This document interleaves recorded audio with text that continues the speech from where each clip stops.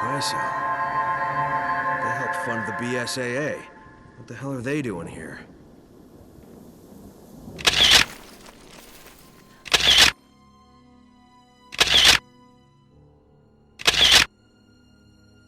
Tricell is one of the biggest reasons that the events of the game Resident Evil 5 ever come to pass.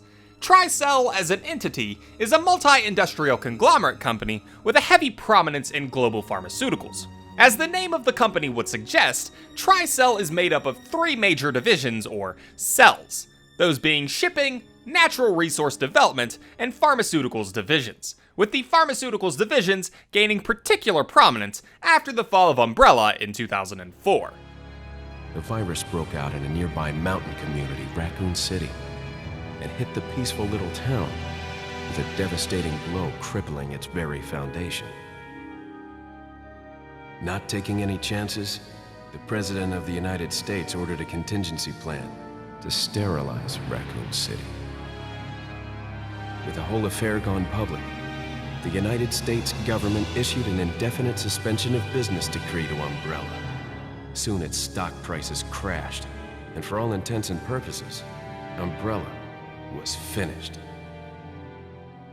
Tricell's history can be traced all the way back to sometime between the 15th and 17th centuries during a period that's commonly known as the Age of Exploration, beginning with its forebearer, Travis Trading, a company owned by a wealthy European merchant named Thomas Travis. Travis Trading made its fortune by expansive trading within Asia, laying the groundwork for what would become Tricell's shipping division. The history of Tricell as it pertains to Resident Evil 5, however, would probably start with a member of the wealthy Travis family named Henry Travis. Henry was the youngest of 7 Travis siblings, and was heavily interested in the exploration of Africa. Inspired by well-known explorers of the time, such as David Livingstone, Henry set his sights on the African continent, making a total of 5 expeditions there so as to explore all of its regions, being able to do so because of the success of the family business. In the end, Henry's expeditions took a grand total of 34 years to complete, with him returning to his home country after their conclusion to compile his notes and records from that time. Henry compiled these records into an impressive 72-volume set of books, which he entitled Survey of Natural History. These books detailed everything that there was to know about the different African regions, from the animals, plants, insects, minerals, and topography, to the native inhabitants and their cultures, histories, and traditions. This book was Henry's life's work, and it was published in its entirety. However, the meticulous details that Henry provided about the region were quickly called into question, with the scientific community believing the books to be the products of creative license and an overzealous imagination. They were vastly discredited. This consensus from the community and subsequent shunning sent Henry into a deep depression, and it was only 2 years later that he died as a result. It's believed that Henry's own brother, the eldest of the 7 siblings and head of Travis Trading at the time, spread this rumor about Henry's books himself, telling the scientific community that the Survey of Natural History was more akin to fiction than fact. It's believed that his brother did this in order to ensure Travis Trading were the only ones who would benefit from the invaluable information that was housed within the 72 volumes. And so, by the end of the 19th century, Travis Trading had begun to exploit the mineral resources of Africa, fed to them by the information within Henry Travis's books. Throughout the African continent, the company was harvesting natural resources, mining for precious metals, and developing oil and natural gas fields. This period saw Travis Trading's profits soar, and formed the basis of what would become Tricell's Natural Resource Development Division. And it wasn't long, sometime in the mid-20th century, that the company began collecting samples of plants, animals, and insects, all while being guided by the books Henry had written those many years ago. By the 1960s, the 3 major branches of Travis Trading had been established, and had formed under the conglomerate name of Tricell. Travis Trading, the original flank of the business, formed the basis for the shipping department. Henry's books birthed the company's Natural Resources Development Division, and the species of African fauna, also cataloged in the books, were used to create the independent Pharmaceuticals Division. How nice to finally make your acquaintance. Who the hell are you? Excelligione. She works for Tricell, Nice. You've done your homework. an officer in the Global Pharmaceutical Consortium. Why? As if I need to explain myself to you.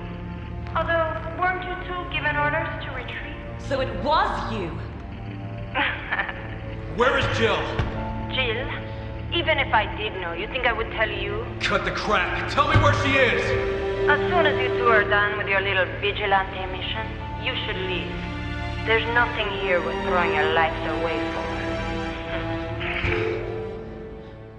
Before the events of Resident Evil 5, Tricell was an important member of the Federation of Pharmaceutical Companies, or FPC for short.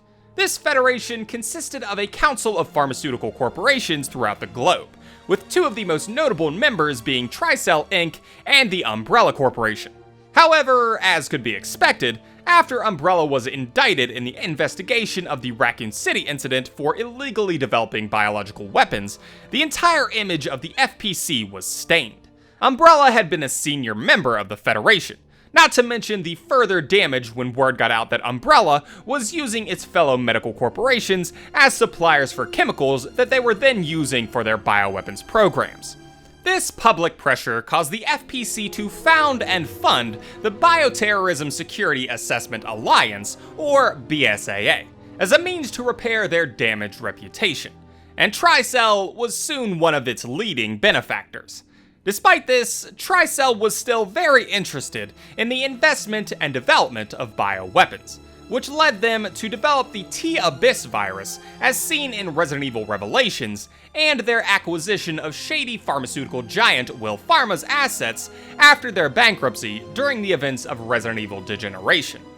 Tricell's rush to gain more of a foothold in bioweapons research would lead to the rise of a young woman named Excelligione, a distant ancestor to the famed founder of the company, Thomas Travis. As fate would have it for the company and the young woman, a man by the name of Albert Wesker, a former employee of Umbrella's, was interested in striking a partnership with Excella and, by extension, Tricell. You know, I was surprised Las Plagas was such a success. When you first arrived, I had my doubts. And now Ouroboros is complete. Your position at Tricell is secured.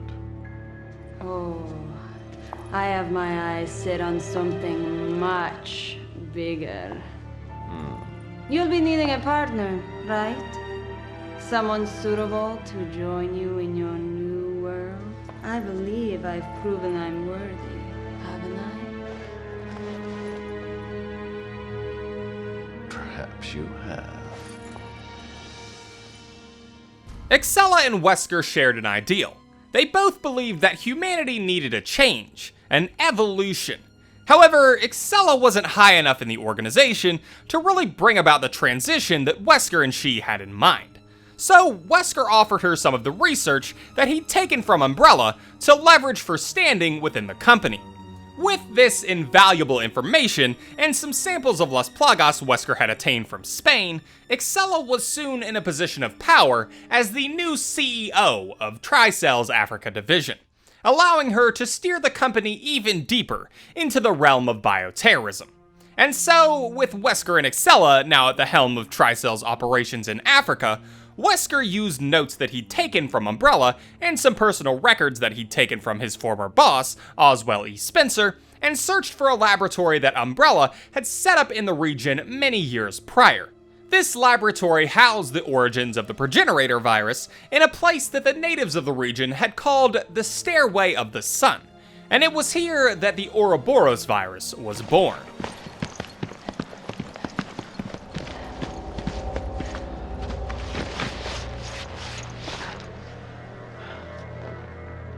Umbrella. What? What was Umbrella doing? I don't know. It doesn't look like anyone's been around for a while. You can be sure they wanted to keep this place a secret. Some of this equipment's got the Tricell logo on it. Are they working together?